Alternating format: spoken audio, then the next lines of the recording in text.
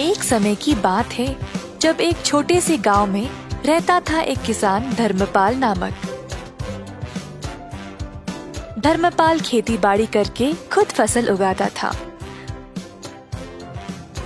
उसके पास कुछ पशु भी थे, जैसे मुर्गी, सूअर, बकरा और एक बड़ी सी गाय जिसको वो बहुत ज्यादा पसंद करता था। गाय से उसको काफी प्यार था क्योंकि वह हर रोज बहुत सारा दूध देती थी। धर्मपाल की कमाई ज्यादातर गाय के दूध से ही मिलती थी, तो वो चाहता था कि गाय हमेशा स्वस्थ रहे। एक दिन जब धर्मपाल खेत में काम कर रहा था, उसका बेटा रोते हुए उसके पास आया। पापू पापू जल्दी आइए। क्या हुआ बेटा? गैया बीमार हो गई, शायद जमीन पर पड़ी है और अजीब आवाजें निकाल रही है, दूध भी नहीं दे रही है। किसान और उसका बेटा तुरंत घर की ओर गए तो देखा कि गैया बहुत कमजोर लग रही थी। जब दूध निकालने की कोशिश की तो दूध भी नहीं निकला। किसान बहुत ही परेशान हो गया। अगर यह दूध नहीं देगी तो मैं क्या करूँगा? बिना दूध के ये तो बेकार है मेरे लिए।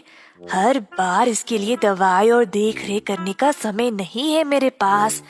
कुछ न कुछ करके इससे छुटकारा ही पाना पड़ेगा। किसान को लगा कि अब गाय ठीक नहीं हो पाएगी, तो उसको खड़ा करके वन की ओर चलाते गया।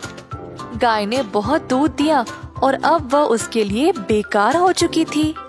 जंगल के भीतर पहुंचने के बाद किसान ने गाय को खुला छोड़ दिया और वहां से चला गया। बेचारी गैया अकेली और असहाय खड़ी रही। थोड़ी देर बाद गाय जंगल से डरने लगी और वहां से निकलने का रास्ता ढूंढने लगी। अपनी हिम्मत जुटाकर चलने लगी।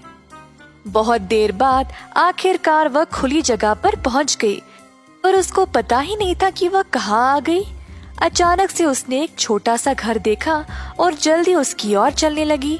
घर तक पहुंचते ही वह थकावट से बेहोश गिर पड़ी दरवाजे के पास। यह एक गरीब आदमी मधु का घर था। सुबह सवेरे मधु बाहर आया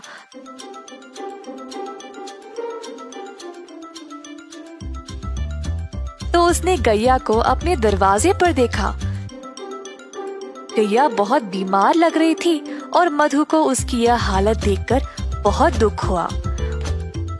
उसने अपनी पत्नी को बुलाया मदद के लिए।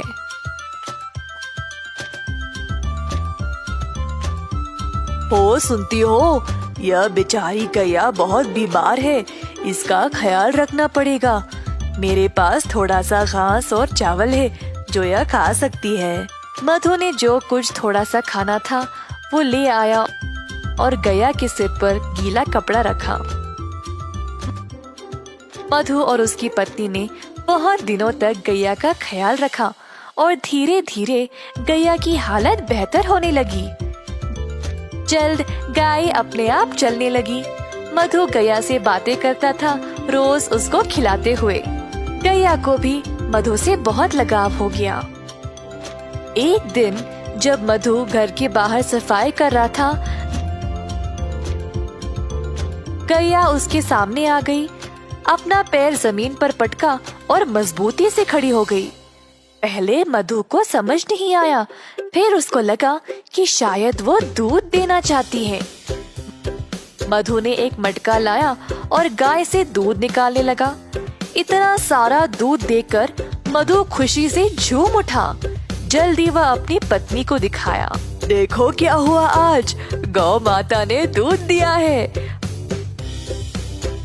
हम इसको बेचकर अच्छा पैसा कमा सकते हैं। ये तो कमाल हो गया जी, प्रभु ने हमारी प्रार्थना सुन ली। ठीक है, आप जल्दी बाजार जाइए और इसको बेचकर पैसे ले आइए। आज रात हम घर पे दावत करेंगे।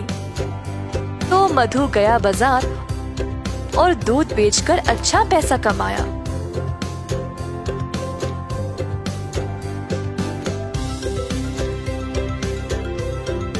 उसने भगवान को धन्यवाद किया उसको गैया देने के लिए। मधु दूध बेचने लगा और जल्द अपने शुद्ध दूध के लिए मशहूर बन गया। गांव वालों को अब केवल उसी का दूध चाहिए था। जिसके लिए अच्छी रकम भी दिया करते थे। इस बात की खबर धर्मपाल तक पहुंच गई। मेरी गैया को चुराने की हिम्मत कैसे हुई इसकी, और अब वह अच्छे पैसे कमा रहा है। मैं अभी जाकर उसको वापस लूंगा, वो तो मेरी गाय है। धर्मपाल गया मधु के घर। मैंने सुना मेरी गैया तुम्हारे पास है और तुम उसका दूध बेच रहे हो। ये तुम्हारी नहीं है, दे दो मुझे वापस। यह सच नहीं है। गाय बहुत बीमार थी और मरने वाली थी। तुमने इसका ख्याल नहीं रखा, पर मैंने इसको ठीक किया है, तो यह मेरी है। तुम गाय को वापस नहीं ले सकते। मैं चुपचाप नहीं बैठने वाला। ग्राम प्रधान के पास जाकर उनसे बात करूंगा, अब वही फैसला करेंगे। तो दोनों आदमी ग्राम प्रधान के पास जाकर अपनी समस्या सुनाई। तो यह है तुम लोगों की समस्या। यह तो बहुत आसान है, मैं हल कर दूंगा, चिंता ना करो। धर्मपाल को लगा अब वह जीत ही गया। उसको पता था कि वही गाय का असली मालिक है, तो बस उसी का नाम सुनने का इंतजार करता खड़ा रहा। तुम दोनों गाय के दाएं और बाएं खड़े हो जाओ। तो दोनों इसी प्रकार गाय के आजू बाजू में खड़े हो गए। कुछ देर तक सब चुपचाप थे। अचानक से गाय अपनी जगह से हिली और मधु के पास आकर खड़ी हो गई। अतः ग्राम प्रधान ने यह निर्णय लिया कि गाय मधु की ही है, क्योंकि उसी ने उसको प्यार दिया और उसको अच्छे से ख्याल रखा। अब गैया ने अपना मालिक खुद चुना है, तो मैं इसकी इच्छा टाल नहीं सकता। मधु, ले जाओ अपनी गाय को। मधु बहुत खुश हो गया और गैया को अपने घर ले चला। धर्मपाल निराश होकर पछताने लगा कि उसने गैया को पहले जाने ही क्यों दिया था। इस कहानी से हम यह सीखते हैं कि कठिन समय में अपने वरदान को ऐसे ही जाने ना दें। आपके पास जो है उसको हमेशा महत्व दें।